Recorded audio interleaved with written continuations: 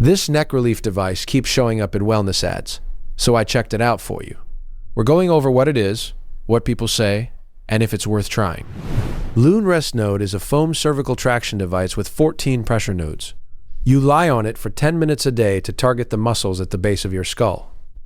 The company says it releases deep neck tension, reduces jaw clenching, eases tension headaches, and helps stop teeth grinding. It's marketed as a simple at-home solution without mouth guards or Botox, using your body weight for passive stretch and trigger point release. Quick background check. The main site getlunico.com is relatively new. Grid and Soft and Scam Advisor give it low to medium trust scores due to the young domain and marketing style. Trustpilot has very limited independent reviews so far. Support is email-based, and they offer a 60-day money-back guarantee. User experiences are still limited and mixed.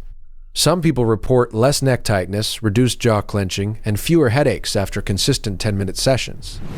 Others say the relief is mild or similar to a basic neck roll, with some complaints about the product not matching the advertised quality or photos. Pros: simple to use, just lie down 10 minutes. No batteries or setup. 60-day refund window. Cons: new brand with limited long-term proof, premium price for a foam device. Results vary a lot. One important consideration: this is a passive neck stretcher. It may help with mild tension and posture, but it is not a medical treatment or cure for serious neck, jaw, or dental issues.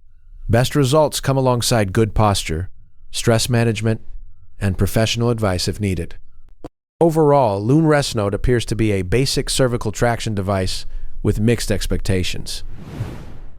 It may be worth considering if you want a simple daily tool for neck tension and are okay testing it during the refund period. But there are more established similar devices available at lower prices.